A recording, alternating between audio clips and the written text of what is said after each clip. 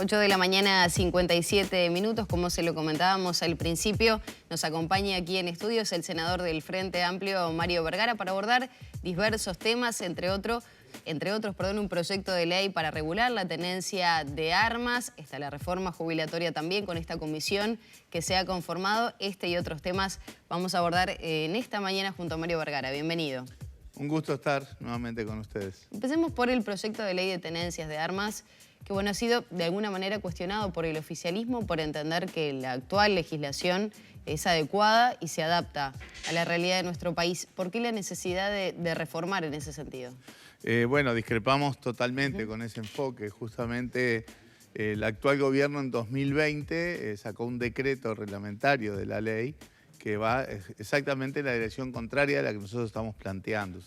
Creo haberlo conversado en algún momento en esta misma mesa hace un tiempo cuando presentamos el proyecto, que este no es un proyecto prohibicionista ni nada por el estilo. Es un proyecto que apunta primero a generar las condiciones institucionales para que haya una política referida a armas de fuego. Hoy lo que hay es un registro y algunos lineamientos, pero difícilmente pueda considerarse eso una política pensada además por todos los ámbitos que tienen que participar en esa política, que es el Ministerio de Defensa, por supuesto, que es quien lleva el registro, el Ministerio del Interior, que sistemáticamente incauta armas y por supuesto también sus funcionarios tienen que tener la capacidad para el uso, pero también el Ministerio de Salud Pública, porque la tenencia de armas se otorga también incluyendo análisis psicológico. Sin embargo, cada tanto vemos que alguien, un tenedor de armas, utiliza armas y uno se pregunta cómo pasó un análisis psicológico, dadas las circunstancias. El Ministerio de Educación y Cultura, hay que formar, parte del proyecto es plantear la necesidad de tener un plan educativo de convivencia pacífica. La Fiscalía, el Poder Judicial, la Institución de Derechos Humanos, es decir, hay todo un conjunto de organismos que deberían participar al menos en una conversación, en una discusión para generar una política con respecto a la tenencia y el porte de armas. El proyecto justamente plantea la necesidad de un consejo honorario en esta materia, plantea también atacar un problema que es que la mitad de las armas que hay en el Uruguay, del 1.200.000 armas que hay en Uruguay, que es realmente una cantidad enorme, somos el quinto país del mundo. ¿Cómo se llega a ese dato, Vergara? Porque también es uno de los cuestionamientos que se hace desde el oficialismo. Pero ahí no hay nada que cuestionar. Hay 600.000 armas, grosso modo, registradas en un registro que lleva el Ministerio de Defensa desde 1944. Ese dato fue provisto justamente por el Ministerio a partir de un pedido de informes nuestro.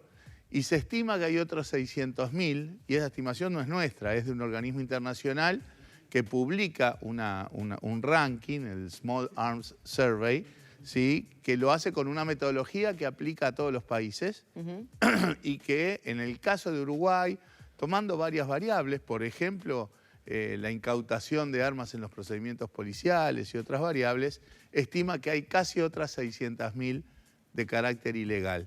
Se sabe que la principal fuente de las armas ilegales es el contrabando, sobre todo de la frontera con Brasil. Por eso el proyecto, una de las cosas que hace es aumentar la pena del delito referido al contrabando ilícito de armas. Y también nuestra principal preocupación además está en que más allá del registro inicial, después no tenemos buenos mecanismos de control y seguimiento de las armas. Decimos que hay 600.000 armas registradas, pero no podemos garantizar que esas 600.000 armas hoy estén en manos de los tenedores legales, porque no necesariamente se reportan los extravíos, los hurtos. Para eso también generamos el no reportar el extravío o el hurto del arma.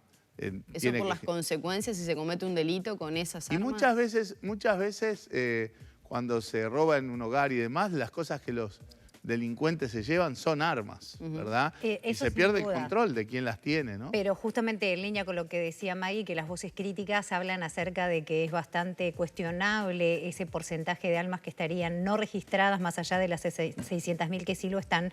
También hacen referencia justamente a que de las registradas muchas corresponden a lo que son las fuerzas oficiales, como pueden ser la policía, los militares, y que eso hace que baje bastante el número de lo que serían civiles que están armados y que entonces también se suma el problema de la necesidad de su uso, sobre todo en el campo, en el caso del tema de animales y hordas muchas veces que matan a vacas, a ovejas, etc. Como que se entrecruzan muchos temas. Claro, sobre eso, 3 temas manejaste tú en la pregunta. El primero sobre la veracidad o no, las 600.000 armas que estima esta organización internacional especializada en el tema, es una estimación, claro. Si se pudieran contar no habría por qué estimarlas. El asunto es que si son 600.000, o son 500.000, o son 400.000, el problema es el mismo. Si en vez de 1.200.000 armas hay 1 millón de armas, el problema sigue siendo el mismo. Alguien puede pensar que hay 700, 800, 900.000 personas en Uruguay en condiciones de manejar armas. O sea que esa discusión me parece que es irrelevante. La pintura gruesa no cambia.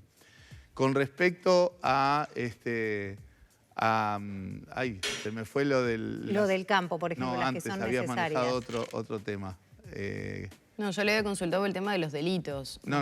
Pero tú en la pregunta manejaste el tema. Primero el cuestionamiento de las cifras. Sí, ese tema de por qué se pensaban que eran 600.000 y que muchas estaban en posesión de las fuerzas oficiales. Perfecto. No, acá estamos hablando de armas en la población civil y sí hay una estimación y cifras oficiales con respecto a 2 cosas que tienen sentido. A veces que las fuerzas de seguridad puedan tener armas aparte de las que son, digamos, las reglamentarias. Y los coleccionistas. Bueno, la estimación es que esas 2 cosas sumadas apenas rondan el 10% del total. O sea que porque tiene sentido, si alguien quiere ser coleccionista además, obviamente no colecciona las armas que se contrabandean de la frontera, ¿verdad? Son armas de colección.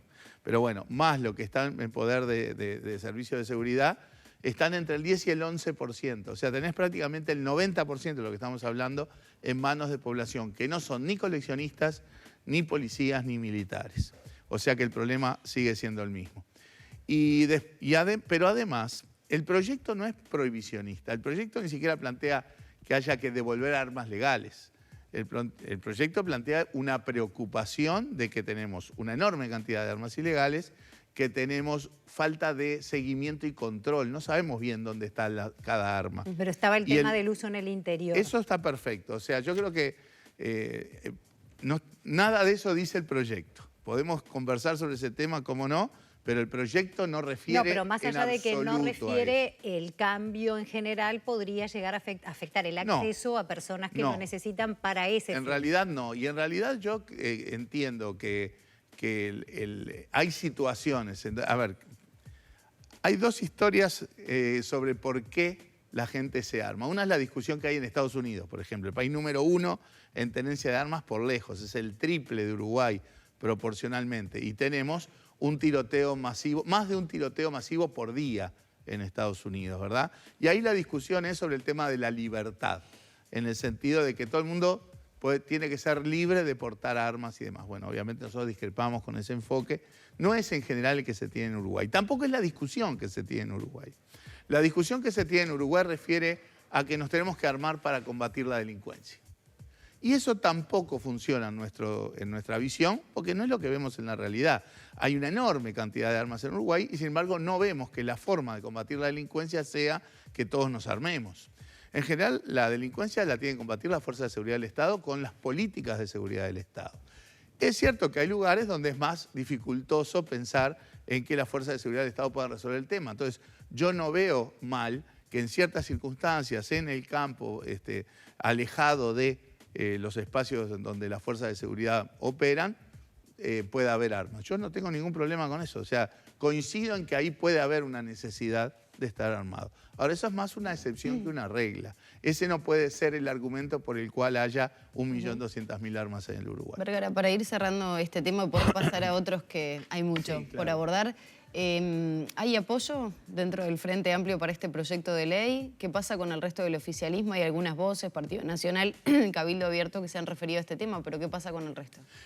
Sí, el proyecto, si bien nosotros lo impulsamos, fue firmado en general por la bancada del Frente Amplio, o sea que ahí sí tenemos apoyo. Y hemos hablado, por ejemplo, he tenido un programa televisivo con Carlos Cami del Partido Nacional. Se manifestó en contra de este proyecto. Pero no del proyecto. Se manifiestan, tenemos visiones diferentes sí, sobre el tema de armas. Pero él dijo que había aspectos, porque reitero, el proyecto nuestro no es ni prohibicionista ni nada por el estilo, que había aspectos del proyecto que perfectamente podían apoyarse. También entiendo que hay sectores del Partido Colorado que también pueden tener una visión similar. O sea, yo soy optimista de que en la medida que la discusión avance y se vea el alcance del proyecto, pueda siendo analizado en perfectamente comisión? Está en la Comisión de Constitución y Legislación. Hace pocos días hubo una especie de conversatorio con el tema armas y género. Así es. ¿Por qué? Porque si uno piensa, creo que es hasta el 98% de las armas 98% de los tenedores de armas son hombres. Exacto. Nosotros conformamos justamente un evento el otro día en el Palacio Legislativo donde vinieron legisladores y legisladoras de varios países de América Latina con la perspectiva del tema armas y género. Vino realmente gente muy importante, gente conocida, Margarita Stolbizer de Argentina, Minuta Vares Mirabal de Dominicana, vinieron de Brasil, de Bolivia, de Chile. Y bueno, un poco el énfasis sí del tema armas, ahí estaba concentrado en el tema género. El 98% de las armas en Uruguay la tienen hombres. Es creciente, estamos en torno del 40% de los femicidios que se realizan con armas de fuego, que es un número bastante superior a lo de todos estos países, que rondan el 20 y pico por ciento. Nosotros en el proyecto, ¿qué punto tocamos vinculado a género? Bueno, hoy por hoy la legislación le da la chance al juez de que cuando hay una denuncia de violencia doméstica, el juez puede incautar el arma si el denunciado es un tenedor de armas.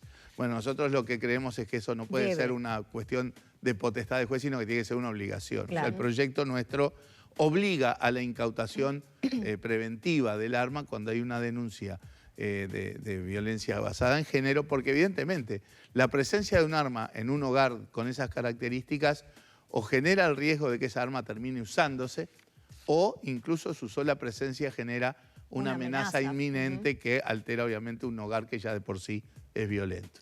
Vergara, esta tarde el senador Gandini le presentará ese pedido oficial y la denuncia a la vicepresidenta de la República por la situación de Charles Carrera.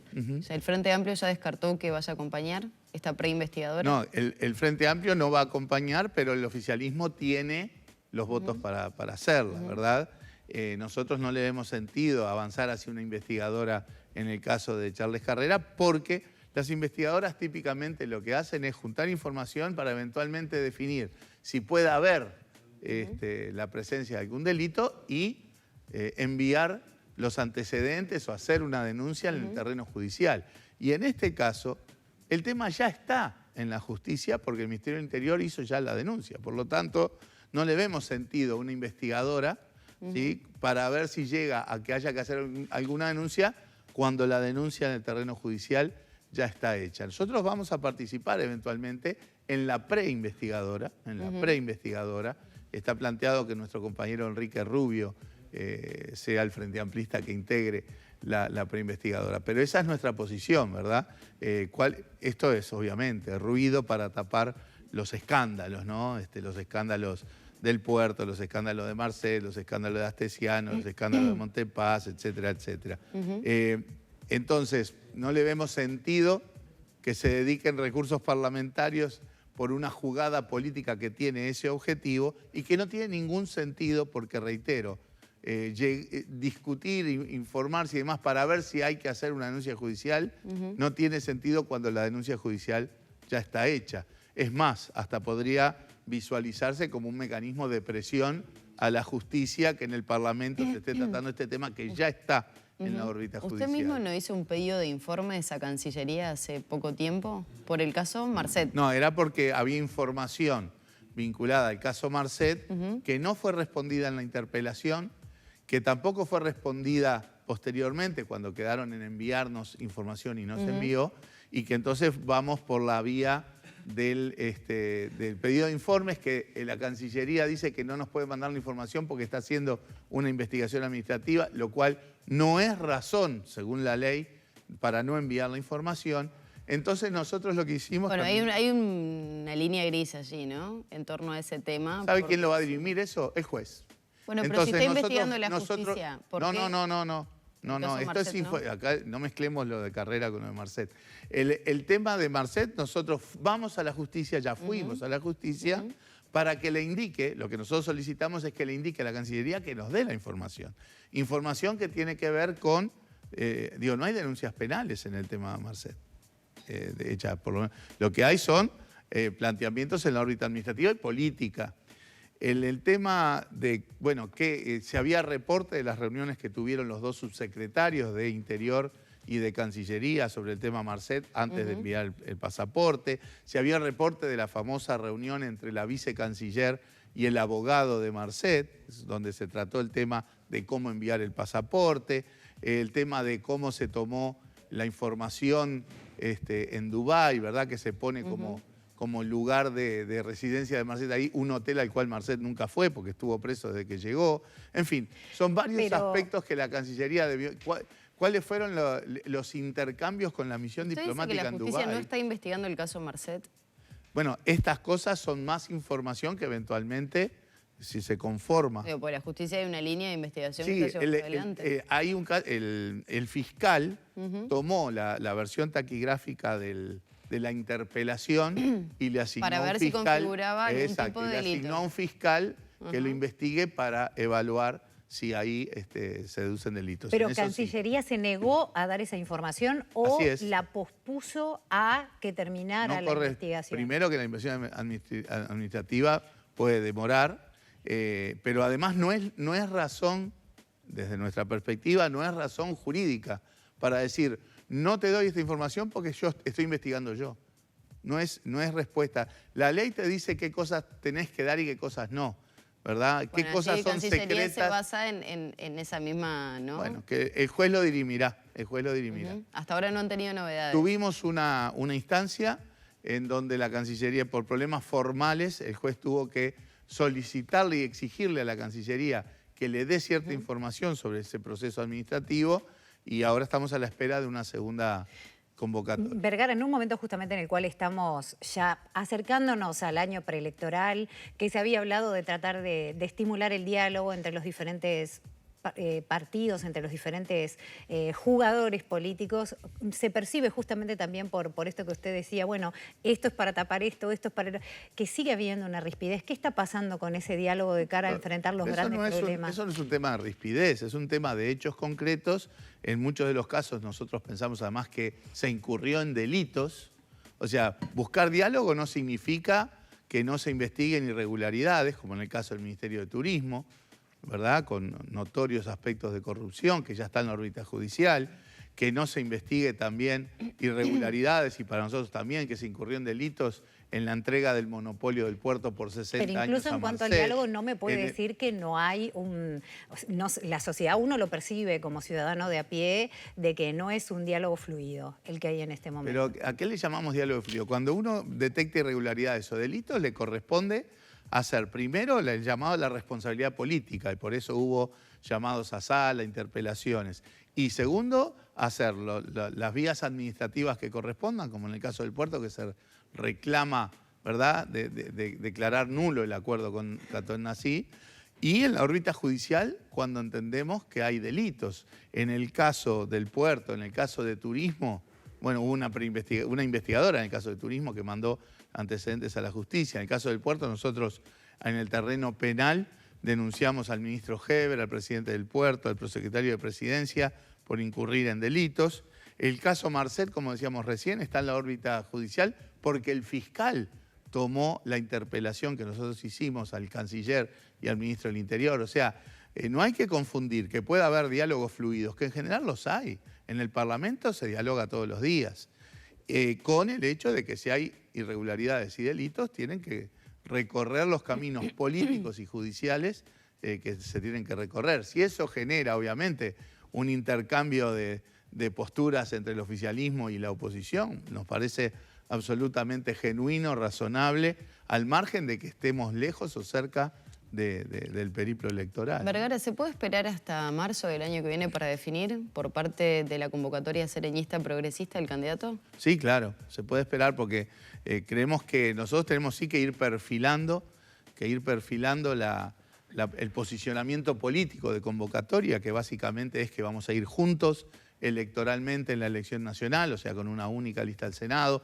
Vamos a ir juntos en cada uno de los 19 departamentos, es decir, en cada lista. ¿Cuántos sectores son en total? Y son, bueno, sectores... Unos 10 aproximadamente. Sí, ¿no? aproximadamente 10, unos Entre más grandes que otros, ¿no? Afilastorismo. Fuerza Renovadora, que es nuestro espacio, Asamblea Uruguay, de Astori, Plataforma, de Contadora de Barro García, Magnolia, de Cristian Di Candia, el Partido Demócrata Cristiano, y después hay otros sectores de izquierda cristiana, la UPA, que es la Usina de Propuestas Ciudadanas, Alternativas, perdón, Claveles Rojos, en fin, diversos sectores que integran convocatoria. Nosotros definimos ahora ir juntos, ir con una identidad común y construir una precandidatura para competir en la interna de junio del 2024, y esa construcción de candidatura va seguramente a cristalizar en decisiones que tomemos. ¿Hay candidatos fuertes dentro de la interna? En marzo. ¿Perdón? ¿Hay candidatos fuertes? Y va a haber candidatos fuertes porque nosotros pensamos pisar fuerte en la interna de junio, ¿verdad? ¿Se ve como candidato? Nosotros, ¿Se ve como bueno, candidato? yo ya me vi como candidato, ya fui candidato, ¿verdad?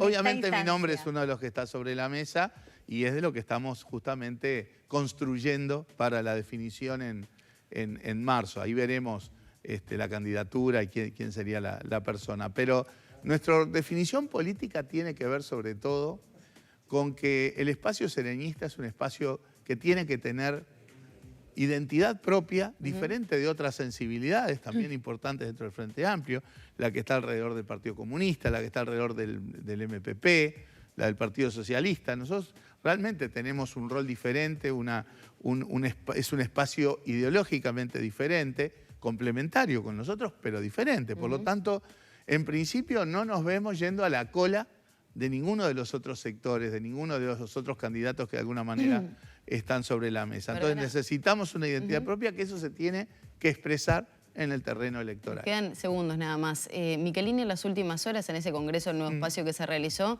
dijo que no puede ocurrir lo mismo que sucedió en 2019 cuando se demoró unos días en definir la fórmula presidencial. ¿Comparte esa visión que el mismo día de las internas tiene que salir el candidato? Sería la fórmula, digamos. Sería lo ideal. Sí, ahí no fue solamente que se demoró unos días, sino también el cómo se dio, ¿no? Las idas y vueltas. Sin duda fue un proceso negativo, y estoy hablando al margen de las personas. La forma en que se dio y que se anunció no fue adecuada, y sí, lo ideal sería tener ese mismo día una definición de la fórmula. Vergara, muchísimas gracias. No, nos quedamos un minuto seguridad social. Tenemos un tiempo para seguir hablando de ese tema, las órdenes, así que en cualquier cuando momento. ustedes dispongan. Esta semana se empiezan a recibir las delegaciones. Exacto, empieza a funcionar. Se reunió una sola vez la comisión solo para definir el régimen de trabajo. El miércoles, vamos a estar trabajando miércoles, jueves y viernes de las próximas semanas. El miércoles comienza con la delegación del Poder Ejecutivo, que va a ir a explicar el proyecto. Vergara, muchas gracias. Ha sido un gusto.